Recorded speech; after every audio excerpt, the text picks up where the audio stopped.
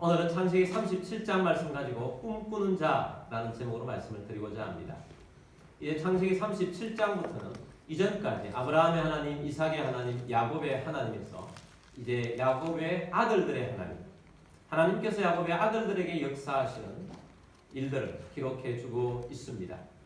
야곱의 아들들을 12명 중에 가장 돋보이는 아들은 11번째 아들 요셉입니다.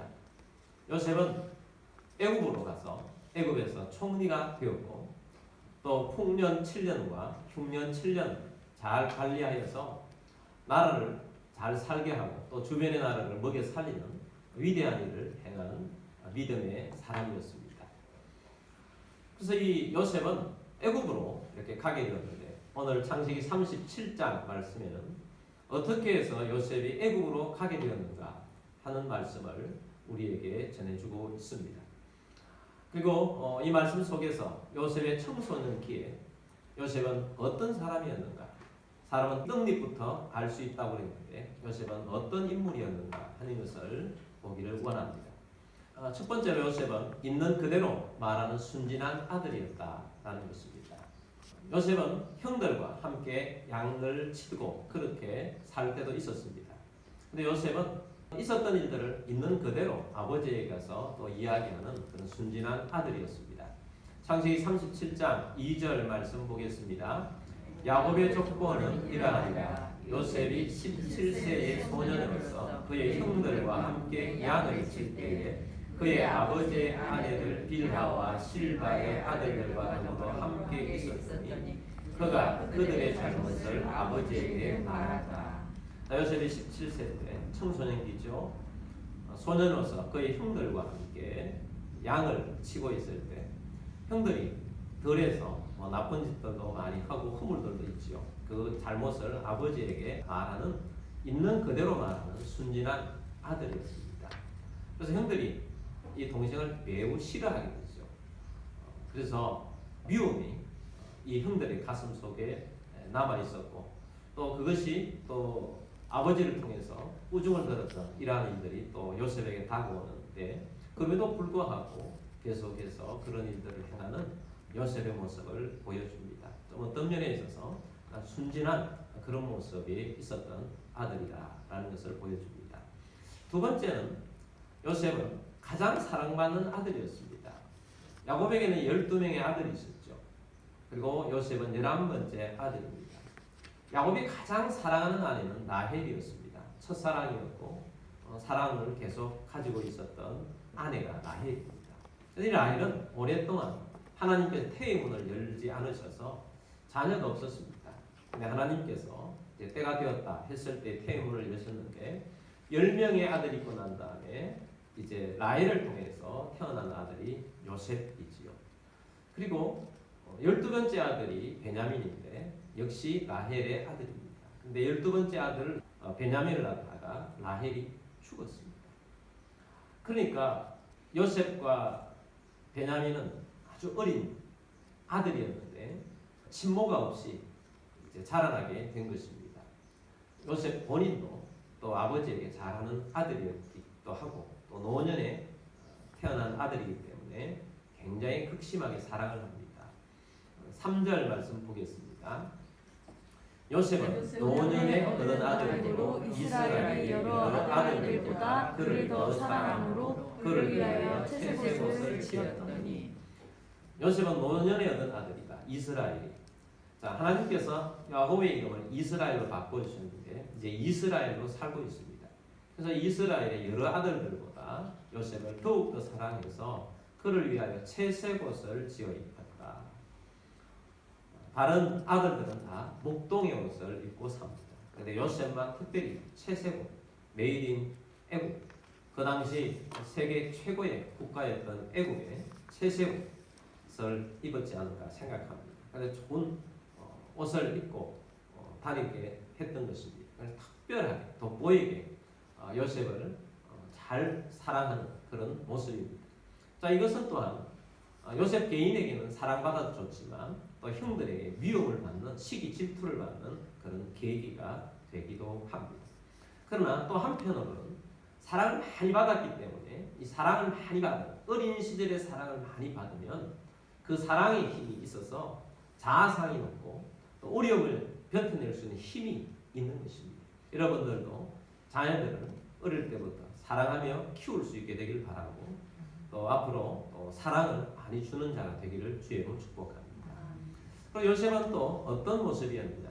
세 번째는 요셉은 충성을 다하는 성실한 사람이었습니다. 형들이 양을 치러 멀리 가게 되었습니다. 어디까지 가게 되었느냐? 세겜으로 양을 치러 가게 되었습니다. 세겜으로 형들이 양을 치러 가다가 한참 동안 있었기 때문에 아버지 이스라엘이 굉장히 걱정이 되었습니다.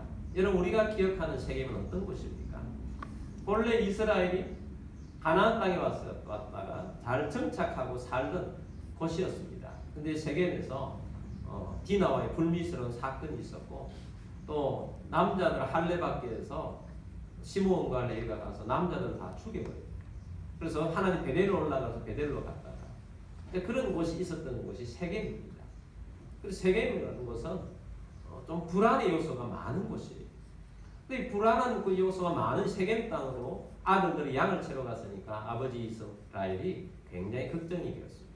그래서 요셉에게 이야기를 합니다. 요셉아, 내가 너희 형들이 가 있는 것이 참 걱정이 된다. 가서 잘 있는지 보고 오너라 라고 이야기를 했습니다. 요셉이 아버지의 말씀대로 세겜을 향하여서 떠났습니다. 근데 그 당시에 야곱이 살았던 곳은 헤브론이라는 곳인데 이 세겜까지 무려 100km나 돼요. 100km는 엄청난 걸음으로 걸어가는 굉장히 먼 거리입니다. 그래서 세겜 땅까지 요셉이 찾아갔는데 세겜 땅 여기저기 찾아다니는데 형들이 보이질 않는 것입니다. 형들이 보이지 않기 때문에 어떻게 했겠습니까? 안 그래도 아버지가 불안한 마음으로 보냈기 때문에 여기저기 다니면서 형들의 이름을 부르면서 찾아다닙니다. 근데 거기에 어떤 사람이 청소년이 하나 와서 막 쫓아다니면서 찾아다니는 모습을 보면서 불러서 이렇게 말합니다. 네가 왜 이 들에서 방황하고 있느냐? 이렇게 물었더니 제가 형들을 찾아왔습니다. 네 형들이 누군데? 네, 내 형들은 이런 사람들입니다. 그랬더니 네 형들은 여기에 있지 않고 다시 도단 땅으로 간다고 했다. 도단으로 가보아라 라고 했습니다. 세겜 땅의 도단까지 또 30km예요. 자, 요셉이 안 그래도 혼자 100km까지 와서 여기저기 쫓아다니다가 이렇게 왔으면 좀 귀찮다면 이것까지 다 했다고 아버지 집으로 쫓아갈 수도 있어요. 아버지 이렇게 해서 이렇게 했습니다 하고 갈 수 있어요. 근데 다시 30km나 되는 도단 땅으로 가서 형들을 만나러 갑니다. 요셉은 충성스러운 성실한 사람, 어릴 때부터 그런 모습인 것입니다. 여러분 우리가 충성하고 성실하다고 다 잘 되는 건 아니지만 기회가 왔을 때 충성스럽고 성실한 사람들이 기회를 잡을 수 있는 기회가 되는 것입니다. 여러분 우리의 삶 가운데 하나님 앞에서 성실한 충성스러운 그리스도인들이 다 되시기를 주의 이름으로 축복합니다. 네 번째, 요셉은 꿈꾸는 자였습니다. 요셉이 두 꿈을 꾸었습니다. 이 두 꿈을 형들에게 이야기를 했어요. 이것 때문에 결정적으로 요셉이 더 큰 미움을 당하게 되는 요소가 된 것입니다. 자, 어떤 꿈을 꾸었느냐? 7절 말씀 보겠습니다. 우리가 밭에서 곡식단을 묶더니 내 단은 일어서고 당신들의 단은 내 단을 둘러서서 절하리라. 요셉이 곡식단을 보았습니다. 그런데 형들의 곡식단이 요셉의 단에게 절하는 꿈을 꾸었다고 형들에게 이야기했습니다. 안 그래도 요셉을 보면 미워하고 미움이 더 한층 더해졌는데 이런 이야기를 들으니까 화가 더 나는 것입니다. 그래서 형들이 이렇게 반응합니다. 8절입니다. 그의 형들이 그에게 이르되 네가 참으로 우리의 왕이 되겠느냐 참으로 우리를 다스리게 되겠느냐 하고 그의 꿈과 그의 말로 말미암아 그를 더욱 미워하더니 네가 참으로 우리의 왕이 되겠느냐 우리를 다스리는 자가 되겠느냐. 그래서 그 꿈으로 말미암아서 그를 더욱 어떻게 했다고요? 미워하게 되었다. 미움이 더 크게 된 것입니다. 요셉은 또 꿈을 꾸었습니다. 두 번째 꿈을 꾸었는데 어떤 꿈이냐? 9절입니다. 요셉이 다시 꿈을 꾸고 그의 형들에게 말하여 이르되 내가 또 꿈을 꾼즉 해와 달과 열한 별이 내게 절하더이다 하니라. 또 꿈을 꾸고 형들에게 또 이야기했어요. 무슨 꿈입니까? 해와 달과 11별이 내게 절하되리다. 분명히 누가 봐도 해와 달은 아빠와 엄마입니다. 그리고 11별 형제들이 내게 절합니다. 이런 꿈을 꾼 것을 또 이야기해요. 형들에게만 이야기한 것이 아니고 아버지에게도 이야기했어요. 10절 말씀입니다. 그가 그의 꿈을 아버지와 형들에게 말하매 아버지가 그를 꾸짖고 그에게 이르되 내가 꾼 꿈이 무엇이냐? 나와 내 어머니와 내 형들이 창으로 가서 땅에 엎드려 내게 절하겠느냐? 네가 꾼 꿈대로 아버지와 어머니와 형들이 너에게 진짜 절하겠느냐 하고 아버지가 꾸짖었습니다. 속마음은 꿈을 꿨으면 꿨지 또 이런 것까지 이야기를 하느냐, 이렇게 아버지가 책망을 한 것입니다.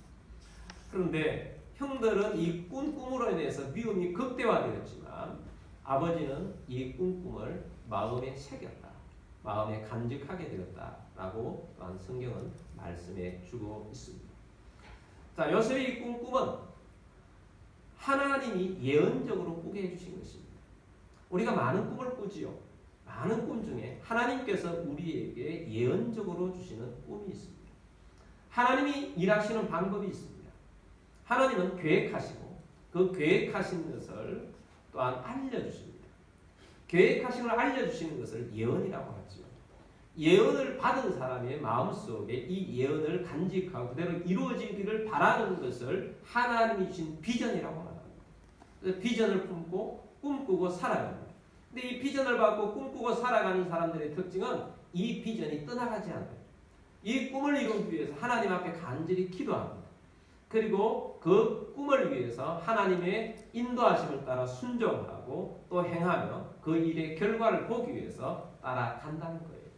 그래서 하나님께서는 하나님의 사람들에게 예언을 주시고 또 예언을 받은 사람들이 그것이 비전이 되어서 꿈꾸고 나아가는 그리스도인이 되는 것입니다. 그래서 하나님께서는 우리 그리스도인들에게 하나님의 일들을 보게 하시고 알게 하시는 은혜를 주십니다. 성령이 오시면 어떤 일을 하시는가? 성령님은 예언의 영이십니다. 그래서 성령님은 예언의 영으로 어떤 모습으로 우리에게 전달하는가? 사도행전 2장 17절 말씀 보겠습니다. 하나님이 말씀하시기를 말세에 내가 내 영을 모든 육체에 부어주리니 너희의 자녀들은 예언할 것이요 너희의 젊은이들은 환상을 보고 너희의 늙은이들은 꿈을 꾸리라. 아멘. 말세에 내가 내 영을 성령을 모든 육체에 부어준다. 부어주셔서 너희의 자녀들은 뭐 할 것이요? 예언할 것이요. 너희의 젊은이들은 무엇을 보고? 환상을 보고. 너희의 늙은이들은 무엇을 꾸리라? 꿈을 꾸리라.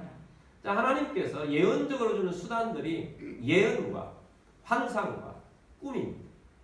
또 우리 하나님께서는 우리에게, 우리 모두에게 가장 정확한 예언은 예언의 말씀을 이 성경책의 안에 하나님께서 기록하셔서 우리에게 전달해 주셨습니다. 그래서 우리에게 주신 것들은 하나님이 우리에게 예언적으로 하나님의 은혜를 주셔서 우리에게 말씀하시고 그 일들을 이루어 갔습니다. 예수님께서 말씀하시기를 우리에게 꿈을 주시는 말씀들을 주셨어요. 예수님께서는 너희는 온 천하에 다니며 만민에게 복음을 전파하라 말씀을 주셨어요. 너희는 가서 모든 족속으로 제자를 삼으라. 성령이 너희에게 마시면 땅 끝까지 이르러 내 증인이 되리라. 주님께서는 우리에게 꿈을 주시면서 세계 복음화의 비전을 주셨어요. 꿈을 주셨어요. 하나님의 역사하심의 은혜를 주셨어요. 그래서 우리가 말씀을 통하여서 우리가 이것을 우리 마음속에 새기고 하나님 그렇게 되기를 원합니다. 세계 복음화가 이루어질 것입니다. 우리가 꿈을 꿉니다. 우리의 비전입니다. 하고 나아가는 것입니다. 그래서 우리는 이 하나님 말씀에 있는 꿈과 비전을 가지고 살아야 합니다. 근데 우리가 또한 이 사도행전에 나타난 말씀처럼 예언을 듣든지 환상을 보든지 꿈을 꾸든지 이렇게 하면 좀 임팩트가 더 강하죠. 굉장히 강합니다. 저도 하나님이 주시는 예언의 말씀을 들을 때도 있고 또 환상을 본 적도 있고 꿈을 꾸면서 하나님께 주신 것은 좀 가슴에 크게 남아있습니다. 제가 환상을 본 건 하나를 이야기합니다. 어떤 집회에서 기도를 시키기 위해 제가 손을 들고 기도를 했어요. 손을 기도를 하는데 갑자기 내 손에서 양쪽 손에서 불이 하늘로 쫙 올라가는 환상이 보이는 거예요. 그리고 하늘에서 온 하늘이 붉게 물들면서 이 불이 불이 이쪽에서부터 저쪽으로 쫙 펼쳐가더니 저쪽에서 그 불이 다시 내려오고 저쪽에 내려오는 그곳에 지구의 지도가 이렇게 보여요. 그 지구의 지도에 불이 활활 타오르면서 그 앞에 예수님의 얼굴의 모습이, 인자하신 예수님의 얼굴이 쫙 보이는 환상을 제게 보여주셨어요. 그 환상을 보고 얼마나 놀랐는지. 그 환상, 제가 지금까지 보았던 환상 중에 가장 선명하고 가장 기쁜 환상이었어요. 세계 복음화를 이루겠다는 하나님의 강한 의지를 제게 보여주신 것입니다. 저는 그런 환상을 보면서 우리도 하나님께서 이루고자 하는 꿈을 내 마음속에 새기게 하시고 그 꿈을 가지고 나아가게 하신 것입니다. 여러분, 우리는 꿈꾸는 자입니다. 아멘. 그래서 우리가 꿈을 꾸며 이 꿈 가운데 살아가는 자가 되기를 주의 이름으로 축복합니다. 아멘. 그래서 우리가 이 꿈을 간직하고 꿈으로 살아가는 것입니다. 그래서 우리는 이 꿈을 살아가는 것, 우리에게는 어떤 꿈을 주셨습니까? 하나님 우리에게 주신 꿈이 있습니다. 여러분, 가정 복음화에 대한 꿈을 가지시길 바랍니다. 주님, 가정 복음화를 우리에게 주십니다. 또 여러분, 직장에 다니는 직장 복음화를 꿈꾸시길 바랍니다. 주님, 우리에게 도시 부흥의 꿈을 주셨어요. 나라 부흥의 꿈을 주셨어요. 세계 복음화의 꿈을 주셨어요. 그래서 이 꿈을 가지고 나아갈 수 있도록 우리가 이 꿈을 마음속에 간직하고 기도하고 그 방향으로 나아가는 것입니다. 그래서 우리가 꿈을 가지고 나아가는, 이 꿈꾸는 자는 다르다는 것입니다. 꿈꾸는 자는 생기가 있어요. 꿈꾸는 자는 살아가는 용기가 다릅니다. 꿈꾸는 자는 꿈을 가지고 살아갑니다. 요셉은 꿈꾸는 자였어요. 형들이 보기에 요셉은 어떤 자였느냐? 자, 도단에서 형들이 양을 치다가 멀리 채색을 옷을 입고 오는 요셉을 먼저 발견하게 되었습니다. 그런데 형들이 요셉을 발견하고 요셉에게 뭐라고 표현하느냐? 19절, 37장 19절 말씀 보겠습니다. 서로 이르되 꿈꾸는 자가 오는도다. 요셉을 향하여서 꿈꾸는 자가 오는도다, 이렇게 말했어요. 여러분, 오늘 우리들도 꿈꾸는 자가 되기를 원합니다. 꿈꾸는 자, 꿈을 말하는 자, 꿈의 가슴속에 불타올라서 이것을 말하고 그 일들이 이루어질 것이라고 믿고 나아가는 꿈꾸는 자가 되기를 바랍니다. 그래서 요셉은 꿈꾸는 자였어요. 그래서 꿈을 꾸면서 꿈을 가지고 살아가는 하나님의 백성이었던 것입니다. 꿈을 잃어버리면 생기가 사라져. 그리고 그 꿈이 잃어버렸기 때문에 허물허물하게 사는 것입니다. 하나님께서 꿈을 통하여서 이루어진 줄 알기 때문에 사단은 어떻게 하든지 꿈을 사라지게 하려고 노력합니다. 어떻게 하든지 우리 속에 있는 꿈을 빼앗아보려고 노력합니다. 여러 가지 환경을 통해서 우리에게 꿈을 가져가려고 하는 것입니다. 그래서 우리가 어렵고 힘들어지면 그 꿈이 이루어지지 않나 보다 하고 포기하고 우리가 어떻게 살아갑니까? 낙심하고 낭망하고 그냥 어떻게 살아야 될지 모르고 그냥 뒤따라가면서 생기 없는 삶을 살게 되는 것입니다. 여러분, 사단은 그렇게 우리의 꿈을 방해하려고 해요. 자, 요셉의 형들이 요셉을 지극히 미워했습니다. 미워해서 요셉을 죽이고자 했는데 그 배후에는 어떤 세력이 있는가? 사단이 요셉의 형들의 미움을 이용해서 요셉을 죽이려고 했는데 요셉을 죽이는 것은 요셉이 꾸었던 하나님의 꿈을 죽이고 없애는 것이었습니다.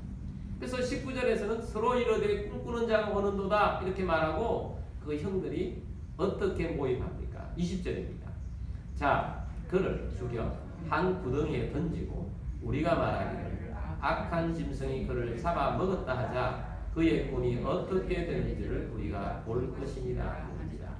자, 그들이 모의한 것은 구덩이에 던져서 죽여버리자. 악한 짐승이 그를 잡아먹었다 하자 하고 죽이자는 것입니다. 근데 그 속마음이 그 뒤에 나타나잖아요. 그렇게 죽어버리면 그의 꿈이 어떻게 되는지를 우리가 볼 것이라 하는 거죠. 이게 의도예요. 사단은 꿈을 죽여 없애버리는 것입니다. 사단은 오늘 우리 여러분 개인적으로 적용한다면 우리가 하나님이 주신 꿈이 있는데 이 꿈을 사라지게 하려고 사단은 온갖 방법을 다 쓴다는 것입니다. 왜냐하면 사단은 하나님께서 꿈을 통해서 역사하시는 것을 알기 때문입니다. 하나님께서 비전을 통해서 역사를 알기 때문입니다. 여러분, 우리에게 주신 비전을 놓치지 않게 되겠다고 각오하고 믿음으로 일어서는 여러분들이 되기를 주의 이름으로 축복합니다. 사단은 꿈을 없애고 죽이려고 하는 거예요. 그래서 요셉을 구덩이에 빠뜨리고 죽이려고 했던 것입니다. 자, 이렇게 주장을 하자 가장 맏형이었던 르우벤이 그래도 책임감을 느꼈습니다. 그래서 르우벤이 동생들에게 이렇게 이야기합니다. 우리가 피를 흘리지 말자. 죽이지 말자. 그냥 물 없는 웅덩이에 빠뜨리기만 하자.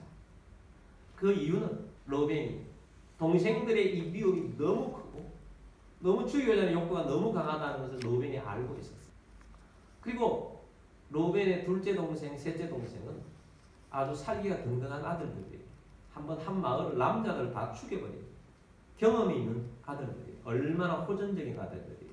시므온과 레위는 그런 아들들이었어요. 그리고 또한 르우벤은 사실은 어떤 면에서 장가의 리더십을 잃어버렸어요. 왜 잃어버렸냐? 그 전에 어떤 일이 있었느냐? 아버지 이스라엘의 첩이죠.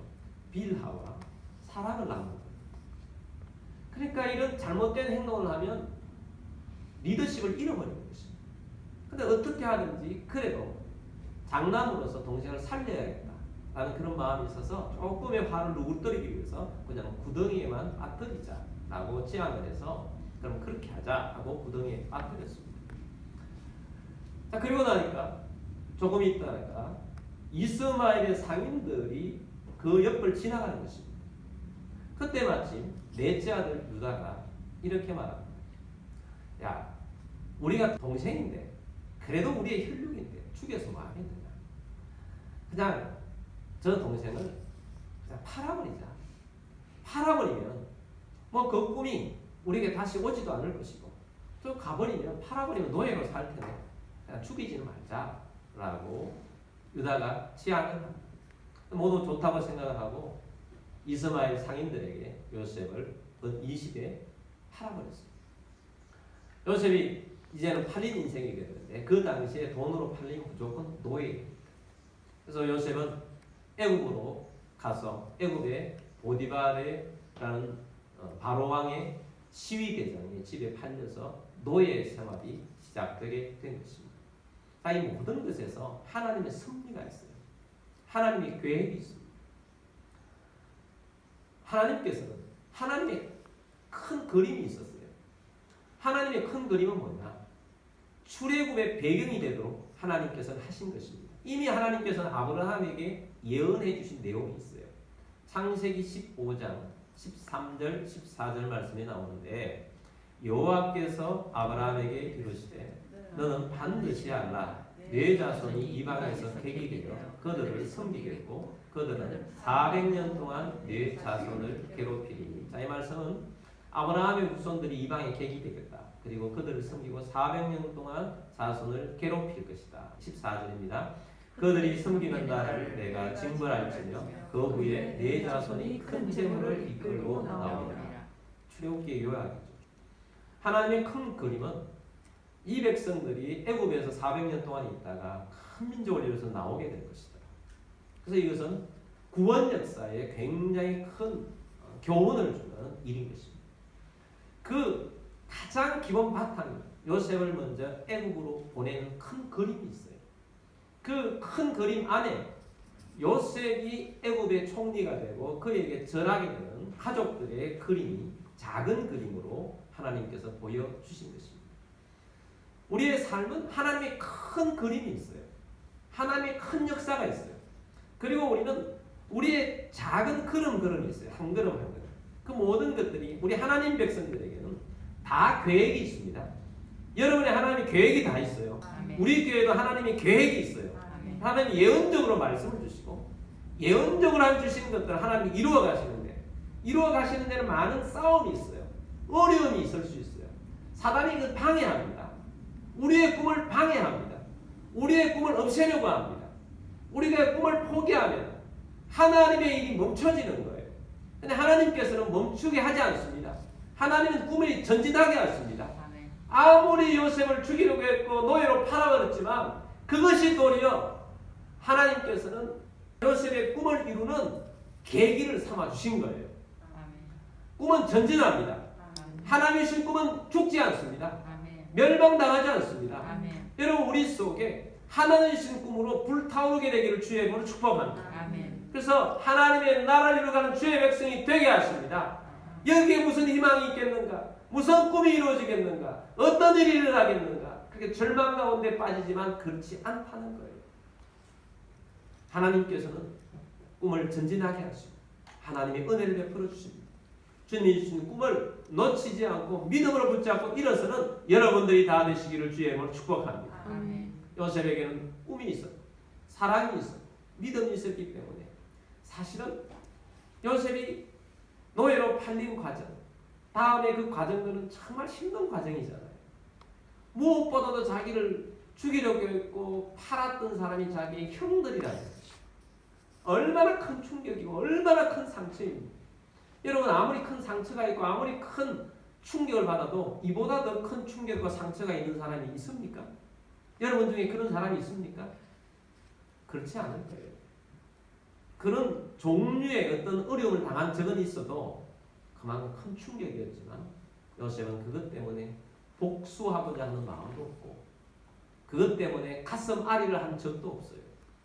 왜냐하면 요셉은 꿈을 가지고 있었고 요셉은 믿음을 가지고 있었고 하나님의 은혜를 품고 있었고 하나님의 사랑이 그 가운데 가득했어요. 여러분이 개인적으로 여러분이 복수심에 불타고 시기심에 불타고 미워하는 마음이 있는 그런 것들 예수의 힘으로 예수님의 사랑으로 다 녹여버리기를 주의 이름으로 축복합니다. 아멘. 그것들 가지고 있으면 힘들어요. 여러분의 삶이 힘들고 여러분이 망하는 길로 가는 겁니다. 미워하지 마시고 사랑하시기를 주의 이름으로 축복합니다. 아멘. 그래서 요셉이 하나님께 쓰임받는 그런 믿음의 사람이 된 것입니다. 요셉은 꿈꾸는 자였어요. 그래서 꿈을 이루는 사람이 되었습니다. 그런데 요셉의 형들은 어떤 사람입니까? 꿈을 방해하는 자고 꿈을 없애는 자들이었어요. 그래서 이런 사람들은 큰 죄를 짓는 것입니다. 그래서 이렇게 꿈을 없애려고 요셉을 죽이고 하려고 하다가 팔아버렸는데 이제 그들의 이것을 아버지에 가서 어떻게 하든지 해서 다음에 후환이 없도록 하기 위해서 요셉의 죽었다는 것을 만들어야 했습니다. 그래서 요셉의 채색옷을 가지고 염소피를 묻혀가지고 아버지에게 가져갑니다. 아버지, 이것 발견했는데 요셉의 옷이 아닙니까? 아버지가 깜짝 놀라면 통곡합니다. 짐승에게 죽었구나 하는 것을 받아들이게 됩니다. 그래서 애통해하고 통곡합니다. 여러분, 이 형들이 죄가 얼마나 큽니까? 그래도 야곱은 또 얼마나 큰 애통을 했는지 모릅니다. 야곱의 애통을 보십시오. 37장 34절 35절입니다.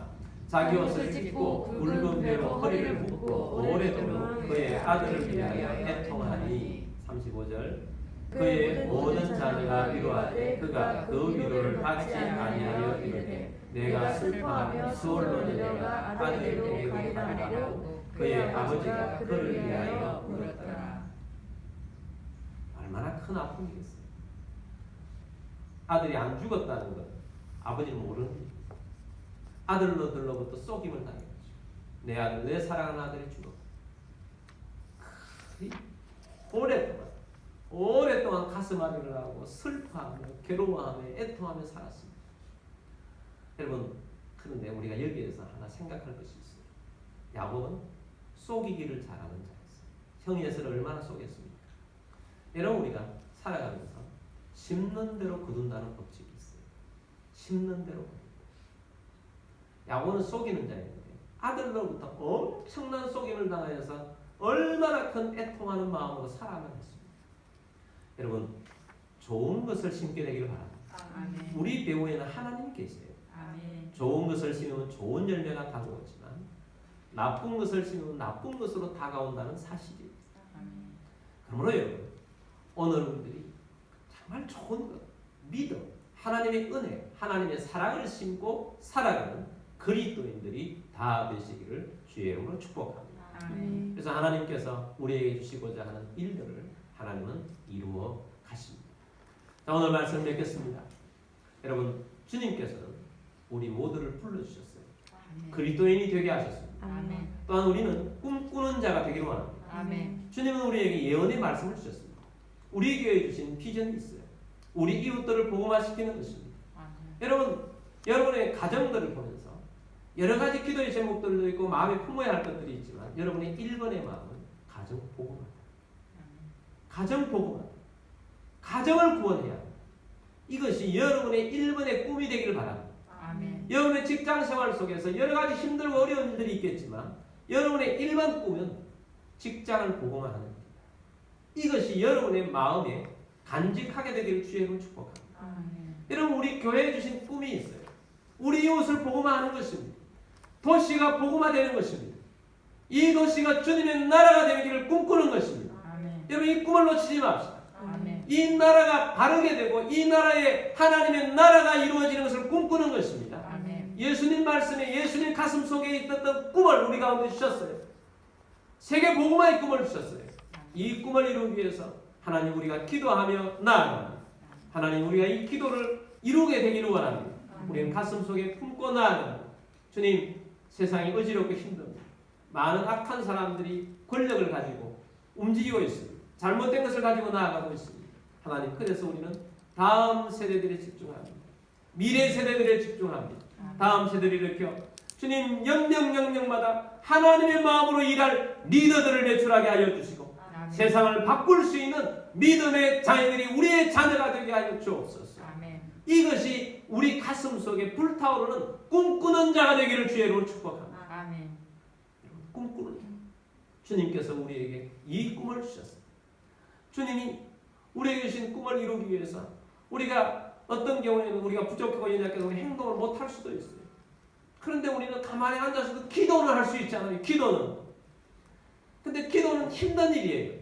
그러나 기도는 할 수 있어요. 누구든지 할 수 있는 것이 기도입니다. 힘없는 자, 나약한 자, 움직이지 못하는 자들도 기도는 할 수 있다고요.